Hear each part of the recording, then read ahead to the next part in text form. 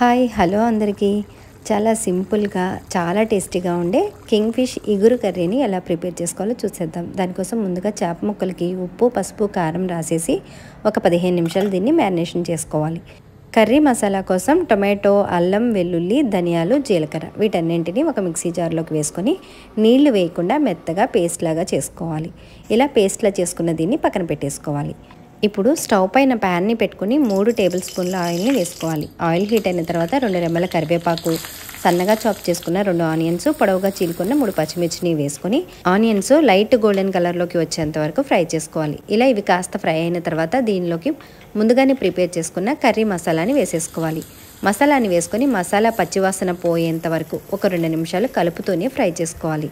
ఇలా oil separate అయిన తర్వాత దీనిలోకి కట్ చేసుకున్న టొమాటో పీసెస్ని కూడా వేసుకొని 1 నిమిషం పాటు కలుపుతూనే ఫ్రై చేసుకోవాలి. ఇప్పుడు దీంట్లోకి 1/2 టీ స్పూన్ పసుపు, రుచికి సరిపడేంత సాల్టు, 1 స్పూను కారం, 1 టీ స్పూను గరం మసాలాను కూడా వేసుకొని కారం పచ్చివాసన పోయేంత వరకు కలుపుతూనే ఒక 2 నిమిషాలు బాగా ఫ్రై చేసుకోవాలి. ఇలా ఆయిల్ సపరేట్ అయిపోయిన తర్వాత ఇప్పుడు దీనిలోకి ముందుగానే మ్యారినేట్ చేసి పెట్టుకున్న చేప ముక్కల్ని ఒక్కొక్కటిగా వేసేసుకోవాలి. చేప ముక్కలన్నీ వేసుకున్న తర్వాత మూత పెట్టేసి 2 నిమిషాలు లో ఫ్లేమ్లో కుక్ చేసుకోవాలి. అలా కుక్ చేసుకోవడం వల్ల మసాలా చేప ముక్కలకి బాగా పడుతుంది. 2 నిమిషాల తర్వాత చేప ముక్కల్ని రెండో వైపుకి కూడా టర్న్ చేసుకొని చేప ముక్కలు ఉడకడానికి సరిపడినన్ని నీళ్ళని వేసుకోవాలి.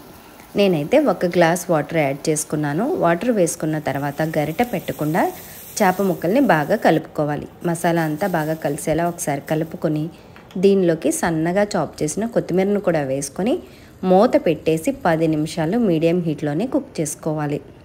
10 నిమిషాల తర్వాత చూడండి ఆయిల్ సపరేట్ అయిపోయింది అంటే కర్రీ పర్ఫెక్ట్గా రెడీ అయిపోయింది. గ్రేవీ కూడా ఈ కన్సిస్టెన్సీలో ఉంటే సరిపోతుంది.